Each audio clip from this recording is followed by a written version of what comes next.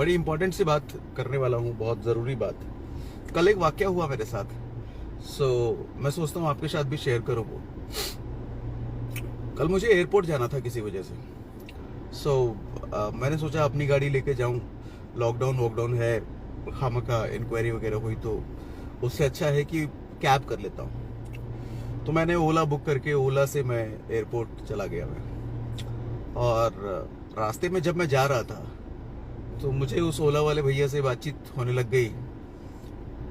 अक्सर ऐसा होता है कि बातचीत होने लग जाती है। तो बातचीत के दौरान मुझे ऐसी ऐसी चीज़ें उन्होंने बताई जिसकी वजह से मुझे एकदम अजीब सी फीलिंग होने लग गई।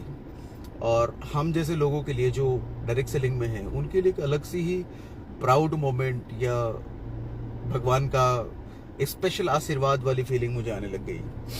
वो इंसिडेंट ये था कि मैं उनसे बातचीत करते हुए उन्होंने मुझे शेयर किया कि इस लॉकडाउन, अच्छा उससे भी पहले ये बता दूं कि दोपहर 2:30 बजे के आसपास मैंने उनको हायर किया था। दोपहर 2:30 बजे के आसपास मैं उनकी गाड़ी में बैठा था।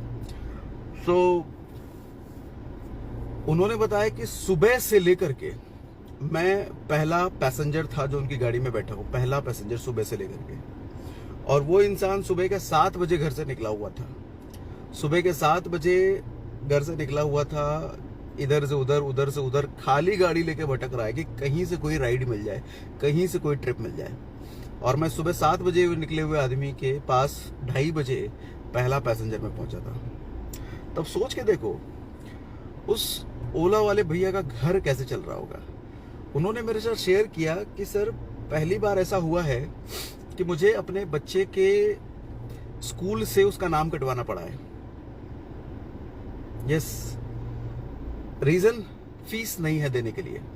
ऑल्दो घर से क्लास चल रही है, लेकिन घर से क्लास चल रही है फिर भी स्कूल वाले तो पूरी फीस लेते हैं, वो तो डिस्काउंट करने वाले नहीं है। अब सोच के देखो जिस बाप को पैसे की कमी की वजह से अपने बच्चे की एजुकेशन बंद करवानी पड़ी, स्कूल से नाम कटवाना पड़ा, उस बाप के साथ कितनी बड़ी मजबूरी रही होगी। आदमी ना कई बार अपने शौक में, खाने पीने में, रहने वहने में कॉम्प्रोमाइज कर लेता है, लेकिन अपने बच्चों की एजुकेशन में कॉम्प्रोमाइज नहीं करता। एक ढंग का बाप, एक अच्छे दिल वाला बाप जो अपने बच्चों के लिए सोचता है, वो एजुकेशन में कॉम्प्रोमाइज नहीं करता अपने बच्चों के। अब सोच के देखो कितनी बड़ी मजबूरी रही होगी जिस लॉकडाउन में उस आदमी को अपने बच्चे का नाम कटवाना पड़ा स्कूल से, क्योंकि फीस नहीं है देने के लिए। अब कैसे होगा सोच के देखो ना। आधा दिन गुजर जाता है और उसको एक पैसेंजर मिलता है। मैं उससे बात कर रहा था, मैं पूछा था इन दिनों क्या हाल चल रहा है, अभी निकल रहे हो घर से या घर में ही रह रहे हो। तो कह रहे सर हमारा तो काम ऐसा है कि घर में रहेंगे तो फिर खाने के लाले पड़ जाएंगे, पैसे कहाँ से आएंगे, घर में खाना कैसे बनेगा। तो हमारी तो मजबूरी है निकलनी, तो निकलना उनकी मजबूरी है, निकलेंगे। लेकिन मैं पूछ रहा था कितने पैसेंजर हो जाते हैं पूरे दिन में। तो वो कहते हैं सर कभी 5 हो जाते हैं, कभी 4 हो जाते हैं, कभी 3 हो जाता है। कुछ दिन ऐसे भी बीते हैं पूरे दिन भटकने के बाद एक पैसेंजर नहीं मिला है, पूरे दिन भटकने के बाद एक भी पैसेंजर नहीं मिला। अब सोच के देखो किस तरीके से महीना, किस तरीके से दिन चल रहा होगा उस ओला वाले ड्राइवर का। और सिर्फ उसकी ही नहीं, ऐसे मुझे लगता है कि हजारों लाखों ड्राइवर्स की, ओला जो चलाते हैं गाड़ियां, उनकी स्टोरी है वो। और सिर्फ ओला ही क्यों, आज के टाइम में देखो ना आप, जो दुकानें चलाते हैं। अब मैं जिस जगह पे रहता हूँ वहाँ पास में फ्राइडे मार्केट लगता है। फ्राइडे मार्केट में क्या होता है कि सभी सब्जियां वाले एकदम फ्रेश सब्जी लेकर के वहाँ पे मार्केट लगाते हैं। महीना भर हो गया वहाँ पे कोई फ्राइडे मार्केट नहीं लगा है। अब सोच के देखिए ऐसे कई जगहों पर वो एवरी डे कहीं ना कहीं वो सब्जी वाले मार्केट लगाते हैं, कहीं उनका मार्केट नहीं लग रहा। किस तरीके से चल रहा होगा उनका घर। और ये तो सब्जी वाला वो है जो जिनको मैं देख रहा हूँ उनके बिजनेस को ठप होते हुए। ओला वाले से बात किया तब उनकी सिचुएशन समझ में आई। ऐसे कितने बिजनेसेस हैं, ऐसे कितने लोग हैं जिनका ऑक्यूपेशन खत्म हो चुका है, सोर्स ऑफ इनकम खत्म हो चुका है, जिनको हम नहीं जानते, हम और आप नहीं जानते। और वही सेम चीज, उसकी जो स्टोरी मैं सुन रहा था, एक तरफ मुझे तो बहुत दुख हो रहा था, बुरा लग रहा था, लेकिन दूसरी साइड मुझे एक अच्छी फीलिंग उसके लिए भी थी, उन लोगों के लिए थी जो हमारे साथ डायरेक्ट सेलिंग इंडस्ट्री में जुड़े हुए हैं। अब क्यों उनके लिए अच्छी फीलिंग थी, जैसे अगर मेरी ही टीम का मैं एग्जांपल लूं, हमारी टीम में कई ऐसे बैचलर बच्चे हैं जिनकी इनकम पिछले महीने भी, यानी कि ये मई का महीना है, अप्रैल के महीने का भी पे आउट उनका 40,000 रुपए, 50,000 रुपए, 60,000 रुपए उनके पास आया है। हमारी ही टीम के बच्चों की बात कर रहा हूँ, उनके पास आया है।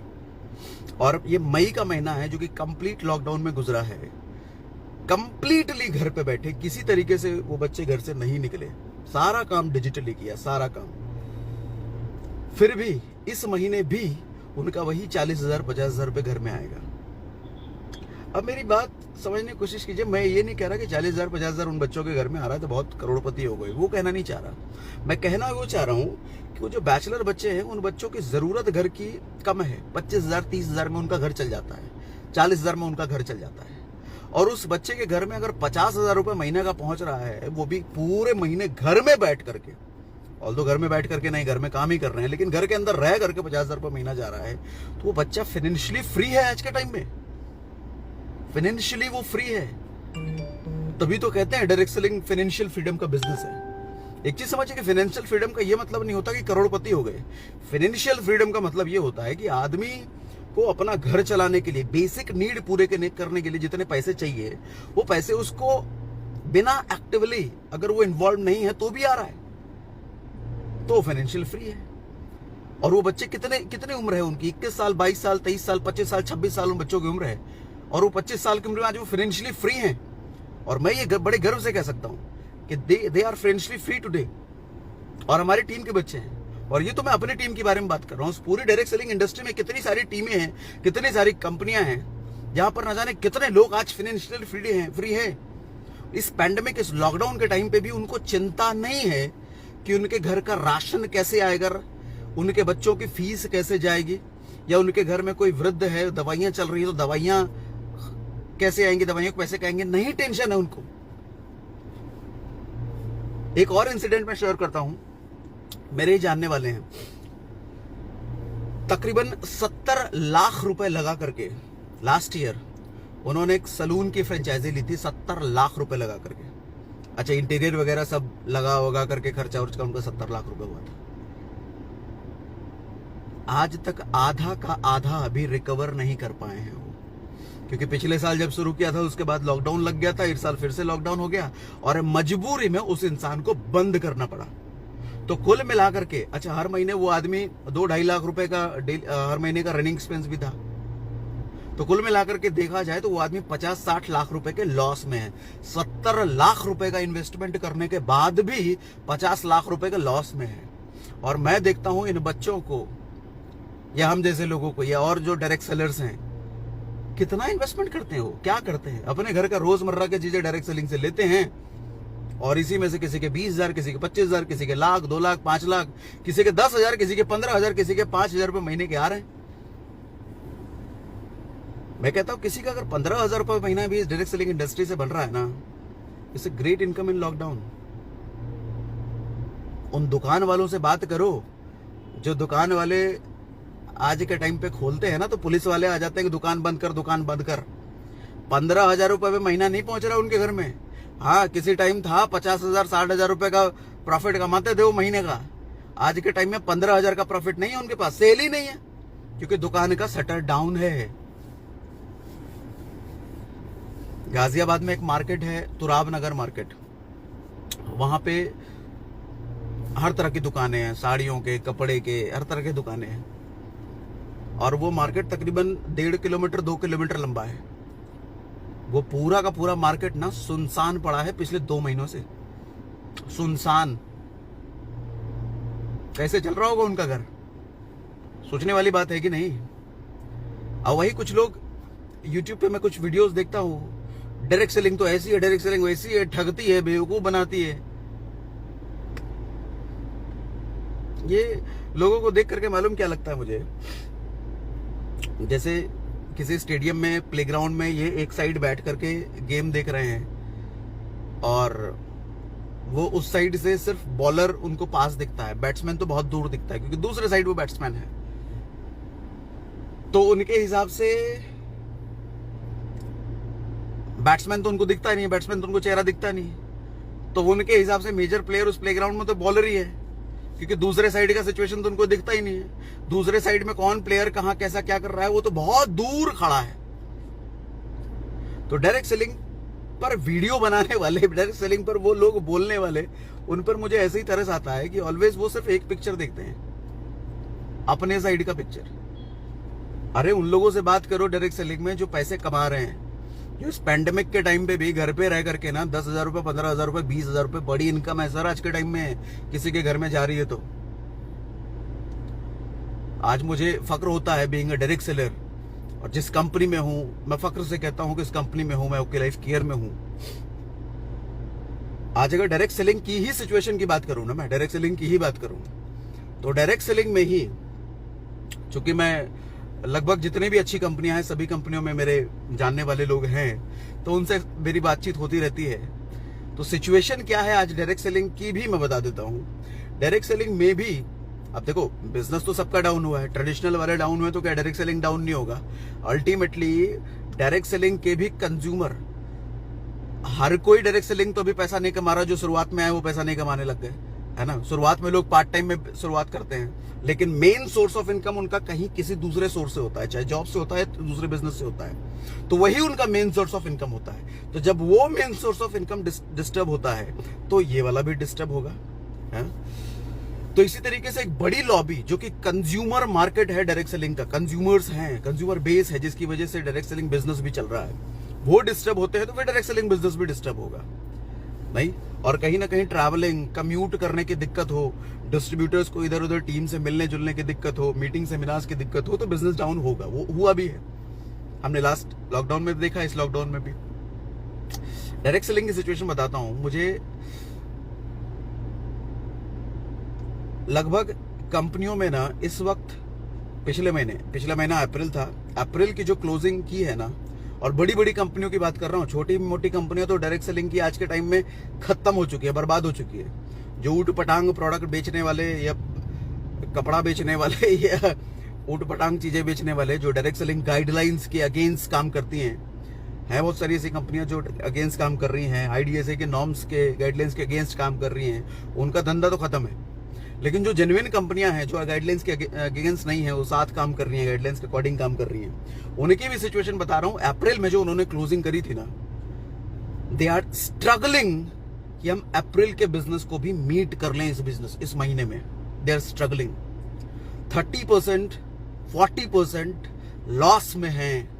और जब कंपनी लॉस में है 30%, 40% इस महीने, तो सोचो उन कंपनियों के डिस्ट्रीब्यूटर्स, लीडर्स का क्या होगा। ऑफ कोर्स वो भी लॉस में है, उनका भी पे आउट गिरा भाई। तो 30%, 40% बिजनेस डाउन में है अप्रैल से मई में। अप्रैल से कंपेयर करो मई में, तो 30-40% डाउन में है। वहीं मैं मेरा बिजनेस देखता हूं, हमारी टीम के बच्चों का बिजनेस देखता हूं, तो मालूम सिचुएशन, रियलिटी क्या है। हम 30-40% डाउन में नहीं है। और मैं ये नहीं कह रहा कि हमारा बिजनेस 50% डबल हो गया, ऐसा भी नहीं है, बट हम एटलीस्ट 10%, 15% प्लस में हैं। या जो लोग प्लस में नहीं हैं तो वो बराबर में हैं, पिछले महीने के बिजनेस को रिटेन कर पा रहे हैं। इसका रीजन क्या मालूम? बड़ा रीजन है, बताता हूं। आप में से बहुत सारे लोग जो कंफ्यूज रहते हैं ना, सर मैं इस कंपनी में काम कर रहा हूं, कंपनी सही है कि नहीं, स्विच कर लूं, क्या कर लूं, या कौन सी डायरेक्ट सेलिंग कंपनी में जाऊं। अभी देखो उसका भी जवाब आपको दे देता हूं। मैं किसी कंपनी की कभी बुराई नहीं करता, तो इस अभी भी नहीं करूंगा, कभी भी नहीं। वो हमारे संस्कार नहीं है किसी भी कंपनी की बुराई करना, चाहे हम कहीं भी रहें, और किसी को करना भी नहीं चाहिए। बट समझिए, मैं अभी जो समझाने जा रहा हूं मैं आपको, जो कोई भी बिजनेस का राजा कौन होता है मालूम? कोई भी बिजनेस का राजा होता है कस्टमर, कंज्यूमर। अगर आपके प्रोडक्ट से कंज्यूमर खुश है तो आपका धंधा कभी डाउन नहीं हो सकता। अच्छा, कंज्यूमर खुश है, उसके खुश होने के कुछ पैरामीटर्स होते हैं। जैसे वो जिस चीज के लिए पैसे दे रहा है ना, सबसे पहली चीज तो उसको उतनी वैल्यू मिलनी चाहिए जिस चीज के लिए वो पैसे दे रहा है। और दूसरी चीज, जितने पैसे वो दे रहा है उतनी वैल्यू या उससे प्लस में उसको वैल्यू आ जाए, मिल जाए, तो फिर मजा आ जाता है। अच्छा, और जितने वो पैसे दे रहा है, जितना उसका रेगुलर बजट रहता है, डायरेक्ट सेलिंग में आने के बाद भी वो बजट हिलना नहीं चाहिए।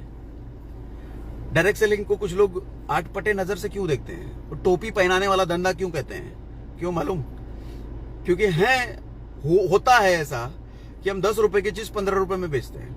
क्यों भैया? डिस्ट्रीब्यूटर्स को कमीशन बांटना है। 10 रुपए की चीज 20 रुपए में बेचते हैं। और ऐसा भी है भैया 10 रुपए की चीज 100 रुपए में बेचते हैं, क्योंकि डिस्ट्रीब्यूटर्स को कमीशन देना है। अब ठीक है, डायरेक्ट सेलर समझ गया बात, लेकिन कंज्यूमर नहीं समझने का ये बात कि कमीशन देने के चक्कर में 10 की चीज 100 की बेच रहे हो। वहीं आज अच्छा, इन्हीं कंपनियों का बिजनेस आज डाउन हुआ है 30%, 40%, 50%। और बहुत सारी कंपनियां तो विलुप्त हो गई हैं, विलुप्त। क्यों भैया? ऊट पटांग प्रोडक्ट, ऊट पटांग प्राइसिंग के साथ रहोगे तो कंज्यूमर बोलेगा ना, निकलो यहां से। अच्छा, हम ओके लाइफ केयर वाले क्यों सरवाइव और क्यों अपने बिजनेस को रिटेन कर गए पिछले महीने के भी? और बहुत सारे लोग 10%, 15% प्लस में क्यों हैं? क्योंकि हम एक ऐसे प्रोडक्ट की कैटेगरी में डील कर रहे हैं। वो कैटेगरी ऐसी है जो मार्केट में जो कंज्यूमर, जो डायरेक्ट सेलर नहीं भी है ना। एक बात बताऊं, सबसे सही डायरेक्ट सेलिंग कंपनी कौन है? आप मुझसे पूछते हो ना कई बार, सही डायरेक्ट सेलिंग कंपनी कौन है? सर, सबसे सही डायरेक्ट सेलिंग कंपनी वो है जिसके प्रोडक्ट को आप इस्तेमाल करने में दुख ना हो, अगर उसमें पीवी बीवी ना मिले तो भी। एक लाइन में बता देता हूं सबसे बढ़िया कंपनी कौन है, कौन सी कंपनी ज्वाइन करनी चाहिए। एक लाइन में जवाब ये है कि सर, जिस कंपनी के प्रोडक्ट बिना पीवी बीवी के भी एक आम कंज्यूमर खुशी खुशी उसको गले लगा करके एक बार इस्तेमाल करे और रीपरचेज के लिए फिर से डिस्ट्रीब्यूटर को कांटेक्ट करे, वो best of the best company है।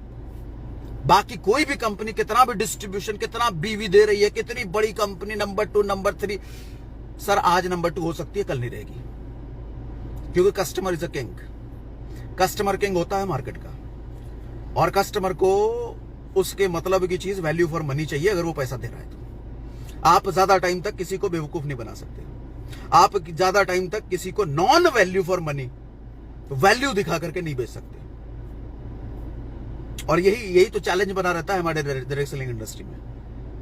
सर, रीपरचेज नहीं होता हमारे टीम में, रीपरचेज नहीं होता। रीपरचेज कैसे करा? मैं जब वीडियो बनाता हूं ना, तो वीडियो में इन दिनों तो मैंने यूट्यूब पर रेगुलर वीडियोस पब्लिश करने शुरू कर दिए हैं 1 साल के बाद, क्योंकि इन दोनों मुझे थोड़ा समय मिल रहा था, तो मैंने उस समय को प्रोडक्टिव बनाने के लिए आपको फिर से ट्रेनिंग वीडियोस देने शुरू कर दिए।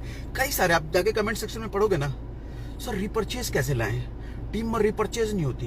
एक बार तो किसी तरीके से ज्वाइनिंग करा देते हैं, दोबारा कोई परचेज नहीं करता, दोबारा लोग भाग जाते हैं, कस्टमर नहीं होते। सर, एक बार किसी को सामान दे देते हैं, दोबारा नहीं लेता। वो क्यों नहीं लेता? कभी पूछा ये क्यों नहीं लेता? आपकी अपलाइन तो आपको मोटिवेट कर देंगे कि यार कोई नहीं होगा हमारा कस्टमर, और गाड़ी बंगला पता नहीं क्या क्या, बड़े सपने। बुरे नहीं है, सपने देखने चाहिए, मैं भी देखता हूं और सबको देखने के लिए भी कहता हूं। बट उन सपनों को दिखा करके क्या कराया जाता है? नए ढूंढो, नए ढूंढो, नए ढूंढो। अरे क्यों नए ढूंढो? कभी उसको भी सोच लो कि एक कंज्यूमर जिसको आपने अपना साबुन तेल मंजन दिया, वो दोबारा क्यों नहीं लेता आपसे? क्यों वो फिर राशन की दुकान पे लक्स और कोलगेट लेने चला जाता है? सवाल है ये सर, सवाल है, जेन्युइन सवाल है। और हमेशा नए नए ढूंढते ही रहोगे तो कब स्टेबिलिटी की तरफ बढ़ोगे? आए किस लिए हो इस इंडस्ट्री में? बड़ा सवाल पूछ रहा हूं आपसे। आए किस लिए हो इस इंडस्ट्री में? पैसिव इनकम के लिए ना, फाइनेंशियल फ्रीडम के लिए ना। Unknown collar. सर, इस तरह के प्रोडक्ट के साथ आधे घंटे में बात करते हैं। सर, इस तरह के प्रोडक्ट के साथ कभी पैसिव इनकम पर नहीं जा सकते, कभी स्टेबिलिटी में अपने बिजनेस को नहीं ले जा पाएंगे, जिसको कंज्यूमर ही एक्सेप्ट नहीं करता। जिस प्रोडक्ट का रीपरचेज नहीं है ना, रीपरचेज की डिमांड नहीं है ना, नहीं चलेगा वो ज्यादा दिन। ऑलवेज नए नए मुर्गे ढूंढने पे लगे रहोगे। हाँ, मुर्गा बोल रहा हूं, बैड वर्ड है, लेकिन यही है भैया, मतलब ही यही है।